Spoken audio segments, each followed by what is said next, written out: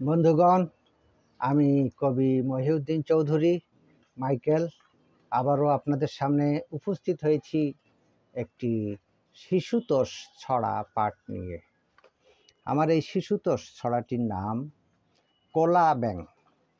এই শিশুতোষ ছড়াটি আমি লিখেছিলাম 19/9/2019 খ্রিস্টাব্দে। পাঠ করছি। আষাঢ়ের প্রথম বর্ষায় ব্যাঙেরাই ডাকে সন্ধ্যায়, গ্যাঁ গঁ গ্যাঁ গ্যাঁ গ্যাং, শোনা যায় ঘ্যাঙর ঘ্যাং। জলে থাকে প্রায় সব সময়, মিষ্টি জলাশয়ে ডিম দেয়, ডাকে একসাথে সকলে, শব্দে বিভোর করে তোলে।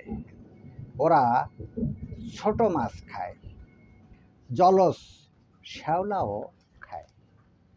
আমার এই শিশুতোষ ছড়াটি যদি আপনাদের ভালো লেগে থাকে তাহলে দয়া করে আমার এই ইউটিউব চ্যানেলটি সাবস্ক্রাইব করে লাইক, কমেন্ট, শেয়ার দিয়ে পাশে থাকার অনুরোধ রেখে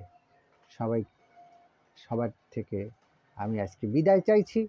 সবাইকে শুভেচ্ছা, শুভকামনা, অবিরাম, অন্তহীন, নিরন্তর পথ চলা। ধন্যবাদ।